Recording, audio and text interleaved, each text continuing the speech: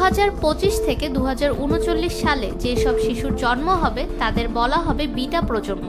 মোটামুটি প্রথম বিশ্বযুদ্ধের পর থেকে বিভিন্ন প্রজন্মের নাম দেওয়া শুরু হয়। নির্দিষ্ট কিছু বছরের মধ্যে জন্মানো মানব শিশু মূলত নামকরণ করা হয়। 1928 থেকে 1945 সালের শিশুদের বিল্ডার্স বলা হয়। বিল্ডার্স প্রজন্মের সময়কাল ছিল 17 বছর। বিটা প্রজন্ম বলতে সাধারণত এমন একটি প্রজন্মকে বোঝানো হয় যারা প্রযুক্তির একটি বিশেষ স্তরের মধ্যে জন্মগ্রহণ করবে বা বড় হবে, যেখানে ডিজিটাল প্রযুক্তি, কৃত্রিম বুদ্ধিমত্তা এবং অন্যান্য আধুনিক প্রযুক্তি ব্যাপকভাবে ব্যবহৃত হবে। এই প্রজন্মের মানুষদের জীবনে অনেক নতুন প্রযুক্তিগত পরিবর্তন ও উদ্ভাবন ঘটবে। এই নামটি সাধারণত পূর্ববর্তী আলফা প্রজন্ম এর পরবর্তী প্রজন্ম হিসেবে ব্যবহৃত হতে পারে, যাদের জন্ম 2010 থেকে 2024 সালের মধ্যে হয়েছিল। এর অর্থ হলো 2025 থেকে 2039 সালের মধ্যে জন্মানো শিশুরা সম্ভবত আরো উচ্চতর প্রযুক্তিগত অগ্রগতির মধ্যে বেড়ে উঠবে এবং তাদের জীবনযাত্রা আরো ডিজিটাল ও প্রযুক্তি নির্ভর হবে।